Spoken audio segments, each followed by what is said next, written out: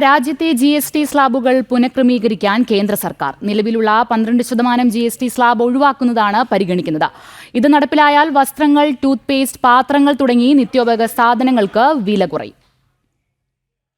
പൊതുജനങ്ങൾക്ക് ഏറെ പ്രയോജനകരമായ പ്രഖ്യാപനം അടുത്ത GST കൗൺസിൽ യോഗത്തിൽ ഉണ്ടാകുമെന്നാണ് വിവരം. പുതിയ മാറ്റങ്ങൾ പ്രാബല്യത്തിൽ വരുന്നതോടെ 12% സ്ലാബിൽ ഉൾപ്പെട്ടിരുന്ന ഉൽപ്പന്നങ്ങൾ 5% അല്ലെങ്കിൽ 18% സ്ലാബുകളിലേക്ക് മാറും. വസ്ത്രങ്ങൾ, ടൂത്ത് പേസ്റ്റ്, പാത്രങ്ങൾ എന്നിവയെല്ലാം നിലവിൽ 12% സ്ലാബിൽ ഉൾപ്പെടുന്നവയാണ്. ഇവയെ 5% സ്ലാബിലേക്ക് മാറ്റുകയാണെങ്കിൽ ഉപഭോക്താക്കൾക്ക് വലിയ വിലക്കുറവ് ലഭിക്കും. നടപടി നികുതി ഘടനയെ കൂടുതൽ ലളിതമാക്കുമെന്നാണ് കേന്ദ്ര സർക്കാർ കണക്കുകൂട്ടുന്നത്. വിഷയത്തിൽ വിവിധ സംസ്ഥാനങ്ങളുമായി കൂടിയാലോചിച്ചാകും അന്തിമ തീരുമാനം. അതേസമയം മാറ്റം സംസ്ഥാന സർക്കാരുകൾക്ക് വരുമാന നഷ്ടമുണ്ടാക്കുമോ എന്ന ആശങ്കയും നിലവിലുണ്ട്.